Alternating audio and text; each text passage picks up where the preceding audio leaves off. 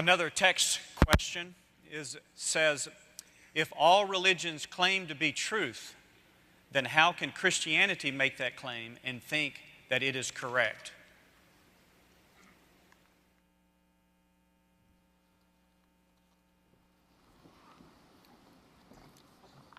Appreciate that question, and it's a question that has the assumption that is very correct. Oftentimes the Christian takes the hit that he or she who is a follower of Jesus Christ is the only one who lays claim to exclusivity. That is not true.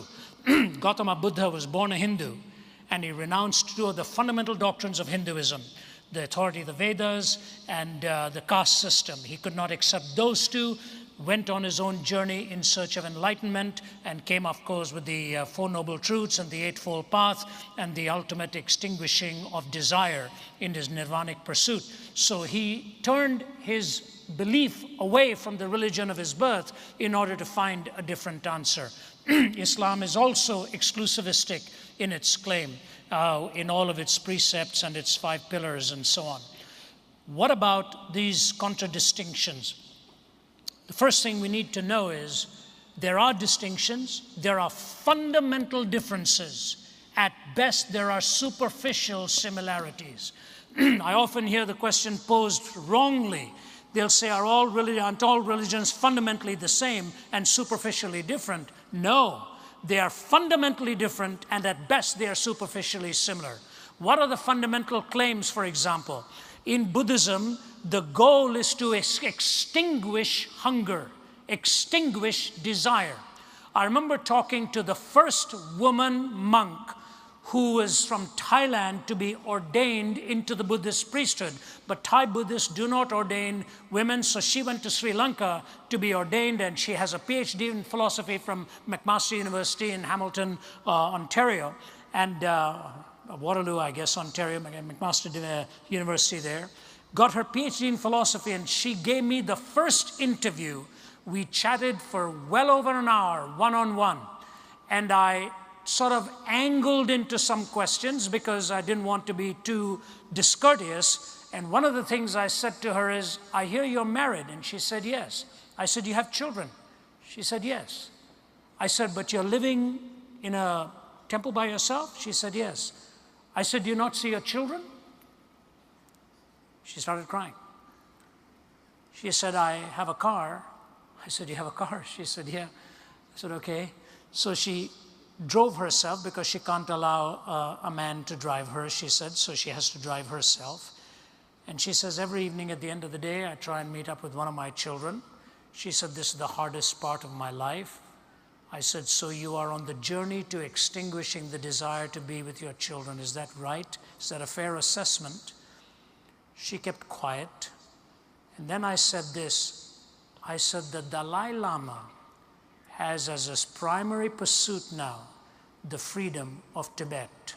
She said, that's right. I said, why does he desire that? She looked at me and she said, we try not to get into these philosophical questions. Let's just say that he chooses to. You take a look at other world religions and see where these 4 questions are dealt with: origin, meaning, morality, and destiny. These 4 questions have to be answered in 2 ways. Follow me, please. Every particular answer has to correspond to truth, either through empirical form of measurement or through the logical reasoning process.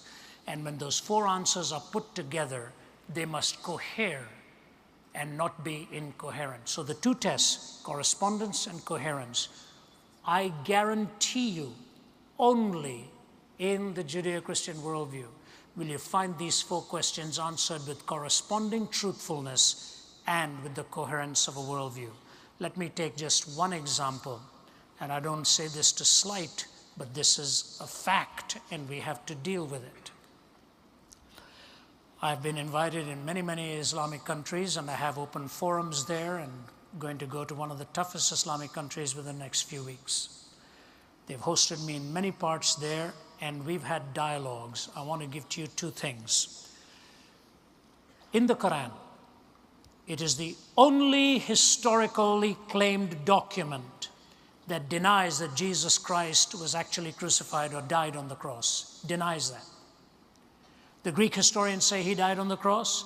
Roman historians say that. Pagan historians say that. Jewish historians say that. And Christian historians say that. The Quran is the only one that says it appeared to him that he died, but he didn't actually die on the cross. So historically, it is making an affirmation that is really historically untrue. I got into a discussion with Sheikh Hussein of the leading Shiite cleric in Damascus, Syria, a real gentleman. For over 3 hours, we talked with an interpreter between us and an audience listening in. I was allowed to ask him one question about his faith, and he was allowed to ask me one question about mine. There was nothing, no rancor, no adversarial stance, just a perspective and counter-perspective and back and forth. It's the best way to do it, really. At the end of it, Sheikh Hussein looked at me. He was very respectful through the whole time, always referred to me as Professor Zacharias, Professor Zacharias. And then at the end, he looked at me, leaned over, and he said, "You know, Professor, I think the time has come for us in the Islamic world to stop asking if Jesus Christ died and to start asking why."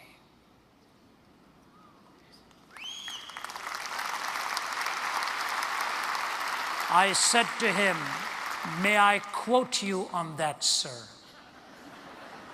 He said, "Yes, you may. I'm hopefully going to go there before long, and I hope we can meet up again." Origin, meaning, morality, and destiny. The Judeo-Christian worldview is not the only one that claims exclusivity, but it's the only one that takes those 4 questions with corresponding answers that are truthful and coherent answers that stand the test of time.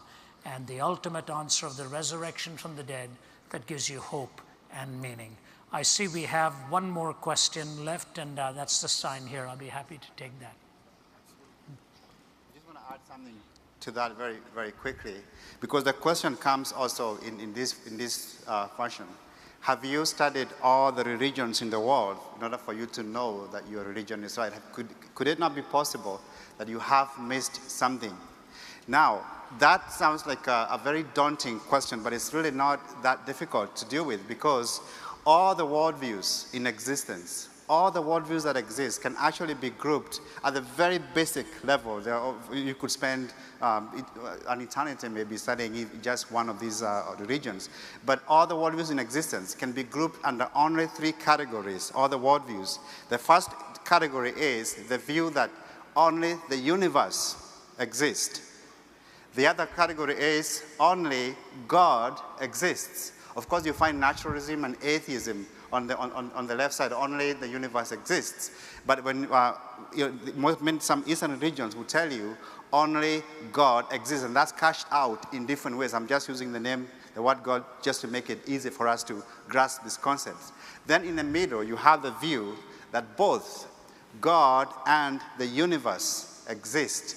Both God and the universe exist, and under that you have Judaism, Christianity, and Islam. So it's not difficult to apply the test that Ravi was talking about to these systems as a whole without having to study each particular one. You just need to know what the basic ideas, what the basic thoughts are for these views. Then you can critique all of them without having to be an expert in every worldview that's out there. So it's important for us to know that this is not so difficult to do. We are not making it up in trying to come up with an answer to this kind of a question. This gentleman, very humble guy, and we didn't want to give another university too much of advertising here lest we be thrown out, but he is just finishing up his PhD work at the University of Georgia, and I'm going to carry the work out there.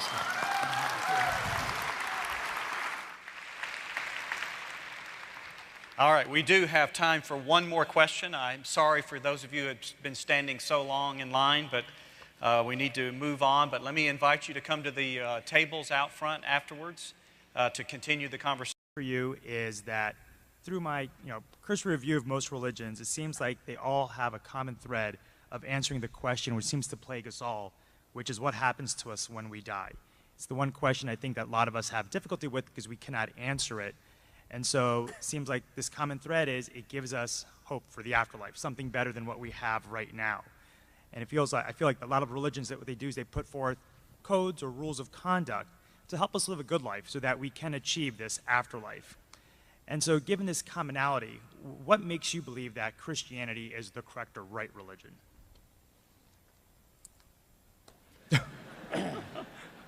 Great question. Great question. And your name is? Suketu. Spell that for me. Suketu. Suketu.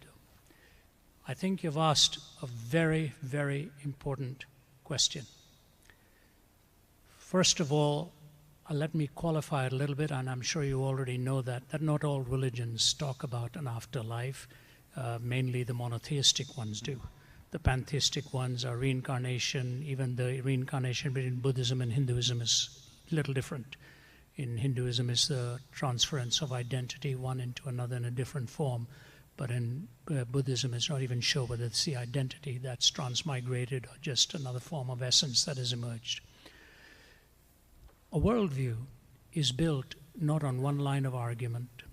A worldview is built on a connected series of arguments. And if a worldview were just built on one line of argument, I think this is the mistake naturalism often makes. It'll take sort of one argument that it has in its favor and forget all the myriad other questions that emerge. When I look at the person and the work of Jesus Christ, this is the most important question I had to ask. Now, granted, I asked it in reverse fashion because I was on a bed of suicide, a Bible was brought to me, and I prayed a prayer of desperation. I grant you that. I just had no hope. But I read the verse, Jesus said, because I live, you also shall live. I just said, this is talking about a life that I don't have. And maybe this is the life I need. And so I prayed that prayer. But then I made a prayer commitment right on that bed. I was 17, and I said, Jesus, if you're who you claim to be, I will leave no stone unturned in my pursuit of truth. Because my goal was truth. Pragmatically, it made sense for me to hang on to a life jacket that was thrown my way. But then I began my years and years and years of study. When you look at the life of Christ from the prophetic schema of hundreds of years before, where he was going to be born, what he was going to do, what his name was going to be called, how the manner of birth was, the manner of life he was going to lead, how he was going to die, and then the resurrection from the dead. The uniqueness about the New Testament and Old Testament scriptures, it's not a single author, it's multiple authors. As you know, 66 books, 40 different authors have edited it, and it is interesting that Paul, Saul of Tarsus, who wrote 1/3 of it, came in a reverse fashion to the rest of them. The disciples came birth, life, death, resurrection, and that's how they knew Jesus. Not so with Saul, who became Paul. He said, when he was encountered the risen Christ, he said that I may know him, the power of the resurrection and the fellowship of his suffering, being made conformable unto his death. He started with the resurrection, but he said he needed to understand the cross because he came in reverse chronological order, but he encountered the risen Christ. The conversion of Saul of Tarsus and Thomas, especially, these two dramatic conversions are powerful witnesses of what happened. Saul, who was killing them, he was standing there watching Stephen being martyred and kept the clothes of those who were stoning him. Thomas, who said, I'm not going to believe until I see the resurrected Christ myself. And he went to India, where there are 330 million deities. And he went and preached the gospel of Jesus and paid with his own life. That kind of dramatic transformation took place not because of just one event, but a connected series of events. So, here's the bottom line. A worldview is built around 4 questions: origin, meaning, morality, and destiny. Origin, meaning, morality, and destiny. And there are 3 tests for truth: logical consistency, empirical adequacy, and experiential relevance. Logical consistency, empirical adequacy, and experiential relevance. 3 tests for 4 questions. And when you take the prophecy of Christ hundreds of years before, from his virgin birth, you take the purity of his life, unmatched, totally unmatched till this very day. Then the death that he promised for the forgiveness of sins, and then the resurrection. As an Easterner, I asked myself this question. When Jesus was asked how he was going to demonstrate it, if he were a fake, he would have said, I'm going to spiritually rise again. And they would never be able to falsify it. But he said, I'm bodily going to rise again. That is an empirically falsifiable dictum. All they would have had to show was the body and say, where is he? You said he was going to rise again. So it's in the whole schema of the prophetic corpus, the hundreds of years, the multiple authors pointing towards the same person, from his virgin birth to the purity of his life, to the death on the cross for forgiveness when he said, Father, forgive them because they don't know what they are doing, and then the resurrection again. My 4 questions are answered correspondingly with truth on specific questions and coherently when all of the questions are put together and answers are given. So to me, first of all religions are not the same. They are actually, people say they're fundamentally the same, superficially different. Actually, they're fundamentally different and at best superficially similar.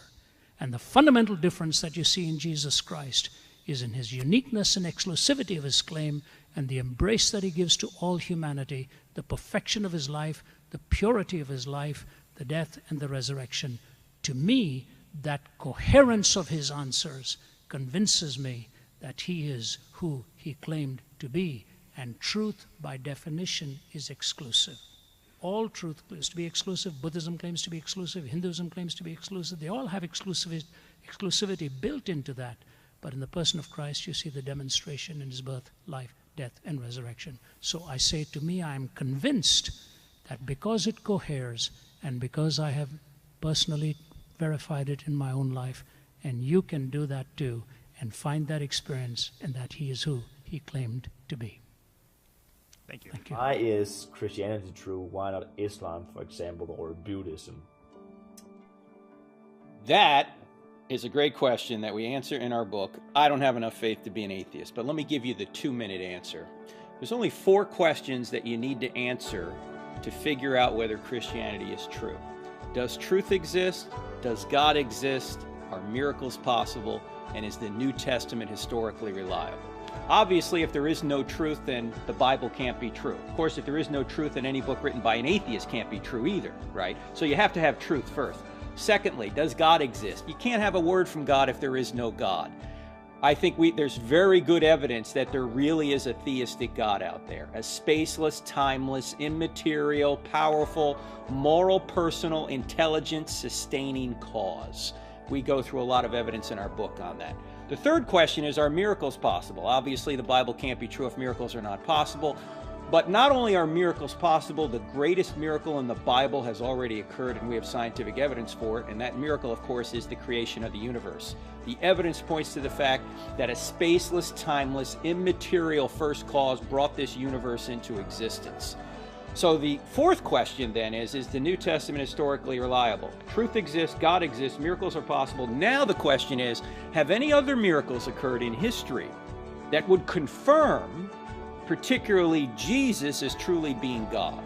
And when you look at the New Testament documents and you look at other historical sources, including other writers and archaeology, you can make a very strong case, which is what we try and do in the book, I Don't Have Enough Faith to Be an Atheist, to show that there really is a God out there, and Jesus truly was God when he came to earth, performed miracles, and proved he was God by predicting and accomplishing his resurrection. If Jesus really is God, as the New Testament documents claim he is, then whatever God teaches is true. Jesus taught the entire Old Testament as the Word of God. So if the New Testament's just historically reliable, you get the Old Testament thrown in. So those 4 questions, and obviously there's a lot of detail we're leaving out here on a 2-minute video, but those 4 questions, truth, God, miracles, New Testament, if you answer yes to all 4 of them, and we have great evidence for all 4 of them, then the New Testament, the Bible is true, which means Christianity is true, and anything that is opposed to what is true is false. Now, that does not mean, of course, that everything taught by other world religions is false. Most world religions have some truth in them. What it means is where they differ from the Bible, if the Bible is true,